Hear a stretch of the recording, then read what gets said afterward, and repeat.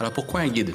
Nous avons constaté que les intervenants avaient beaucoup de préoccupations et d'interrogations cliniques, mais qu'ils étaient souvent seuls devant ces interrogations-là et qu'il y a peu d'outils qui conjuguent les soins palliatifs, gérontologiques et la pratique à domicile.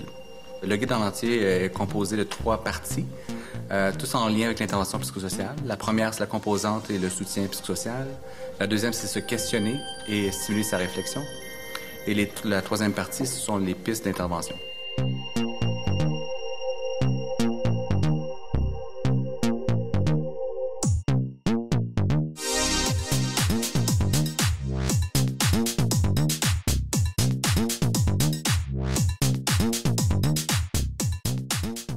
Les objectifs du projet, développer notre compréhension de ce que signifie être un superviseur modèle de rôle, expérimenter, pas juste discuter, mais expérimenter diverses stratégies pédagogiques afin de maximiser l'impact du modèle en supervision auprès des stagiaires.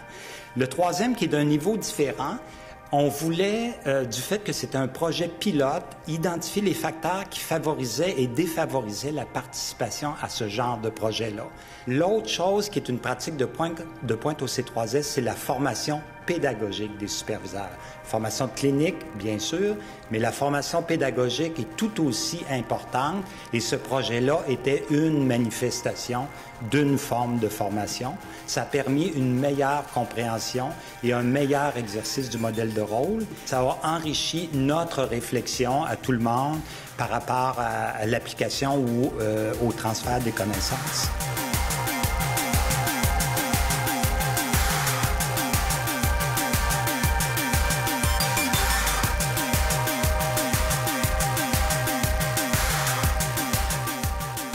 Notre outil à nous, il s'appelle, comme le titre l'indiquait, un outil en santé mentale jeunesse.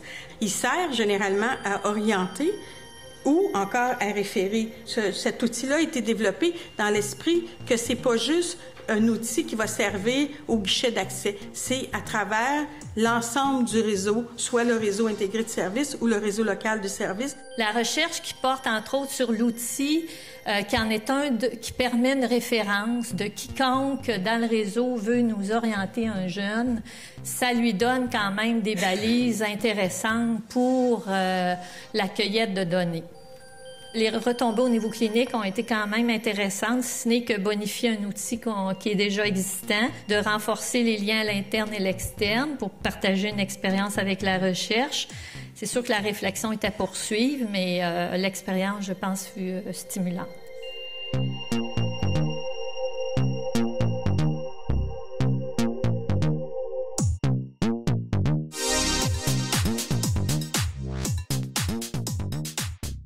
Il ne s'agit non pas de prendre un modèle validé ailleurs, mais d'essayer de documenter ce qu'on sait et ce sur quoi on s'entend dans la pratique et sur la manière de faire les choses auprès des populations itinérantes.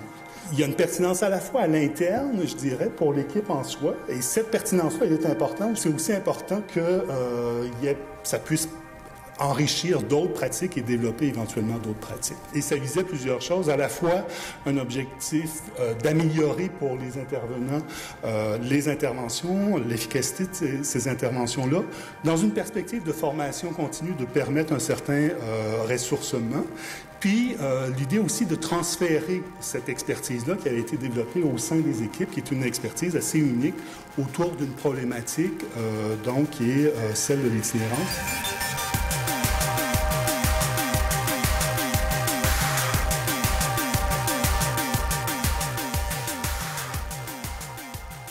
il y a eu la création d'un organisme sans but lucratif qui s'appelle l'Observatoire estrien du développement des communautés, où se rencontrent au moins 4 sortes d'expertise.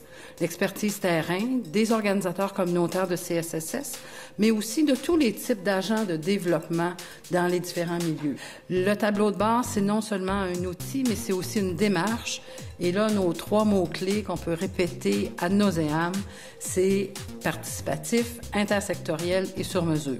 4 fois par année, il y a 20-25 personnes qui viennent contribuer à définir les orientations de la démarche, à valider les outils, à exprimer des besoins.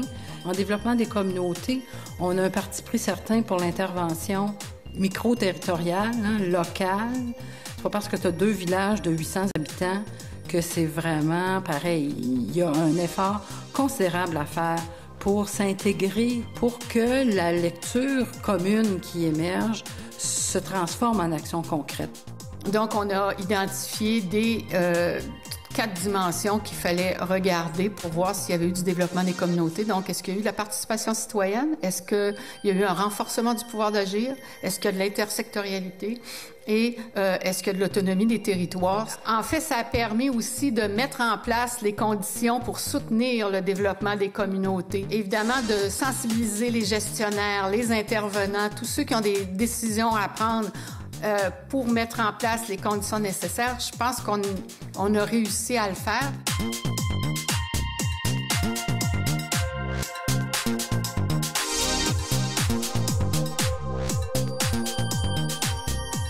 Essentiellement, la Maison Bleue veut aider les femmes et leurs familles à accueillir leurs bébés et on s'engage auprès de ces familles toujours vulnérables, on va en parler, de nos critères finalement, en offrant des services intégrés, en interdisciplinarité et de manière intensive. Donc ça, c'était le premier moteur, je vous dirais, c'est un des premiers moteurs pour le démarrage d'une prise en charge de la maternité avec une équipe où on travaillerait de beaucoup plus corps à corps la notion de la sensibilité culturelle.